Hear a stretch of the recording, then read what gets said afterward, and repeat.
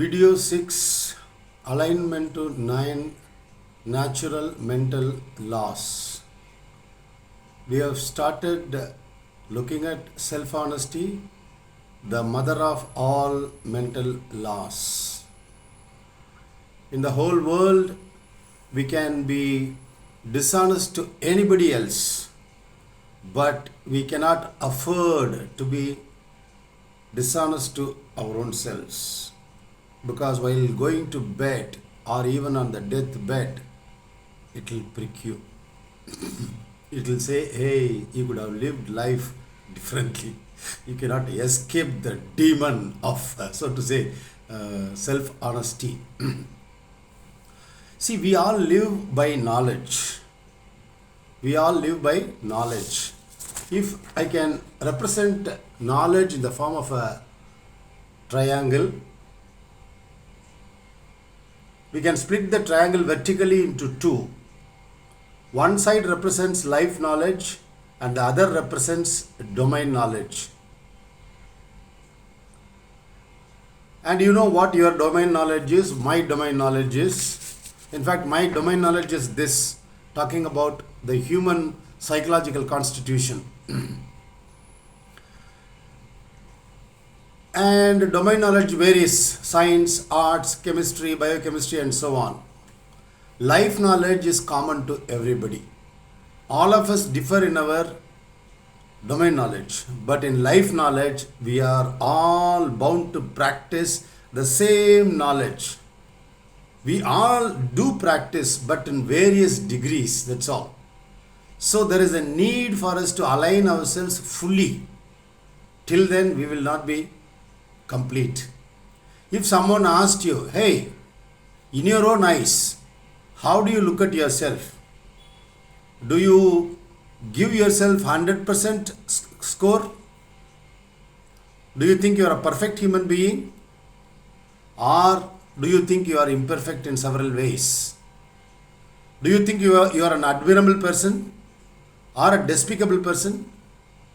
What is your own opinion? If someone asked you, what would you say?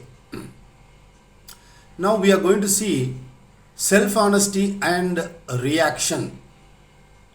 In social situations, reaction or non-reaction plays a crucial role in determining the kind of relationships that we have with people. And it will have a chain reaction. Lifelong it can have. One ugly reaction, one unthinking moment can cause irreparable damage lifelong. And you don't need examples. Your own life is an example, and there are examples of people around you. Mental science says that if someone provokes you, when you see a stimulus which provokes you, someone says an angry word, a rude word to you, they say the input first through your ears, or someone threatens you physically through the eyes, the information first goes to our oldest part of the brain called amygdala. Just look at this diagram. Can you see? Stimulus through the five senses, they enter our mind, and the first level of the mind is called amygdala, which is said to be the oldest brain. The brain which knows only reactions, unthinking, irrational behavior. And if you can hold it, there is a pipe. Do you see the pipe connecting the oldest brain, amygdala, and the latest development in the human evolution, neo-cortex? Our neo is newest part of our brain. So this tube is nothing but 4 seconds of delay, they say. Someone says something, before you utter something in response, or before you act in response, delay, they say, delay the response, reaction by 4 seconds. The electric current will pass from amygdala to the newest part of the brain, which is neo-cortex, and you'll have surprising results.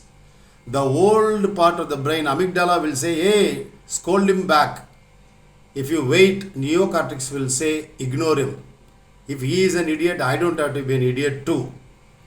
And amygdala will say, spit on him.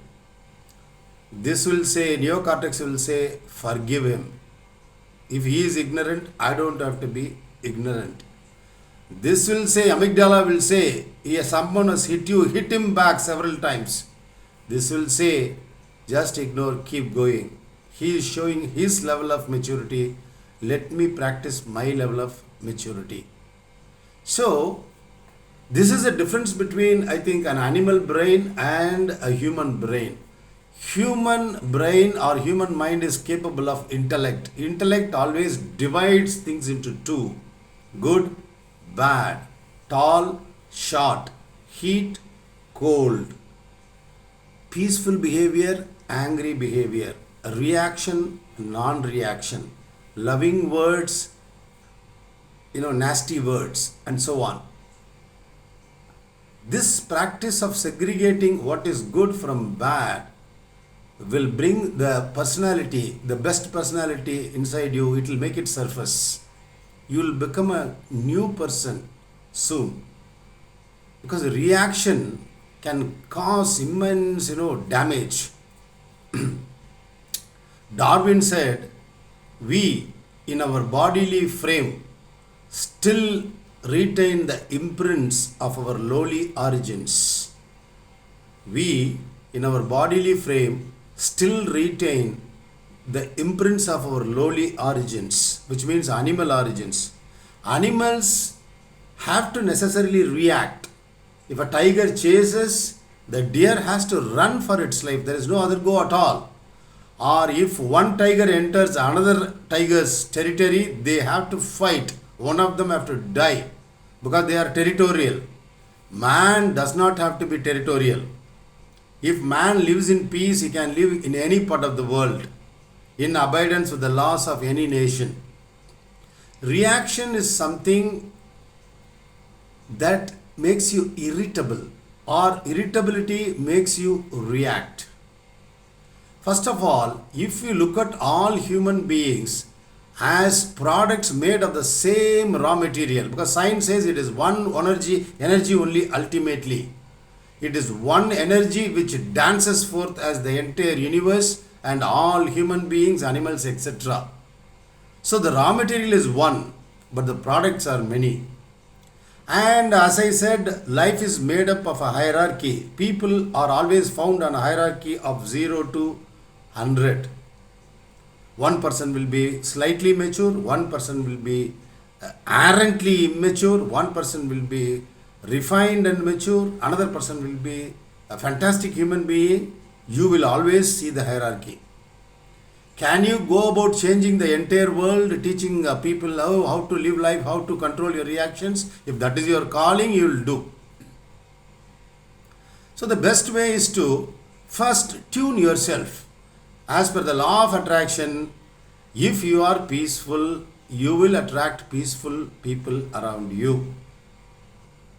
This is the definition. In nature, if you see, have you ever seen one crow, one myna, one parrot and one peacock flying together as friends and discussing politics or society? No. All crows fly together, all cranes fly together, all mynas fly together. This is nature's law.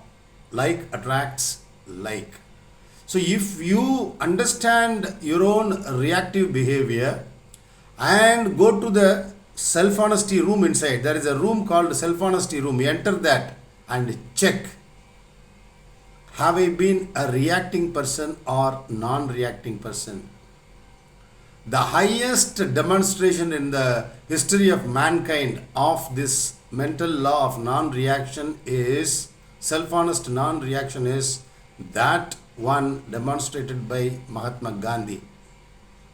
He knew these people, the rulers, know only one thing: reaction, and then gun power, muscle power. He said, I have some other power. the power of non-violence, non-reaction, and non-cooperation. So, as Stephen Covey said, there is a choice between the stimulus and response. So, he was an educated man, Mahatma Gandhi, a barrister. These uneducated constables, the lower order policemen, used to hit him on his hands with batons when he was burning foreign clothes, protecting Swadeshi, what is called the products produced in our country we will use. We will not use foreign products. Of course, you look at it in the context, it was then.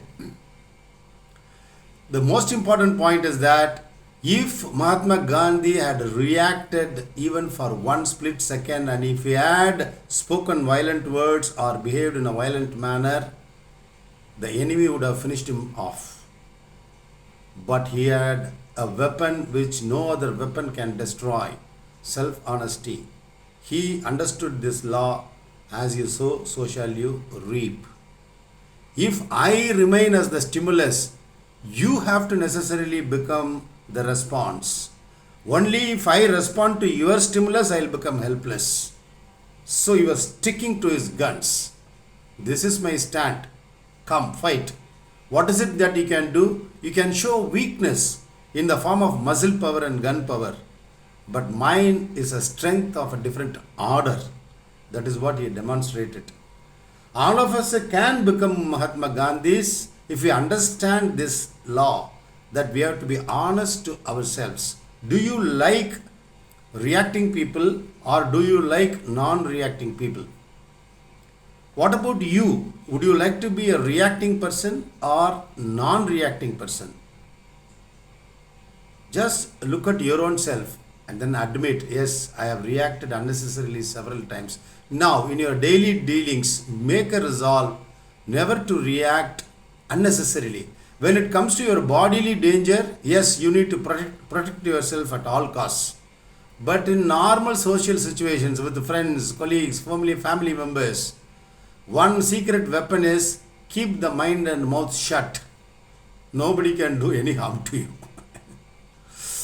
Where appropriate, you can show some response, reaction, but it should be from neo-cortex. It cannot be from amygdala. Control of anger is maturity. People think, oh, if I don't show anger, am I a man? No. Only if you control your anger, you are a man. Where appropriate, you can show anger. Anger is necessary. I would say as much anger is needed as salt is needed in a curry. If you put too much of salt, you cannot eat at all. If salt is too less, it becomes bland. The same way, neutral personality will show as much reaction and response as is needed. Nothing more, nothing less. Let us think about it. Would you like to be a reacting person or non-reacting person? And who is in charge of your amygdala? Let us think about it.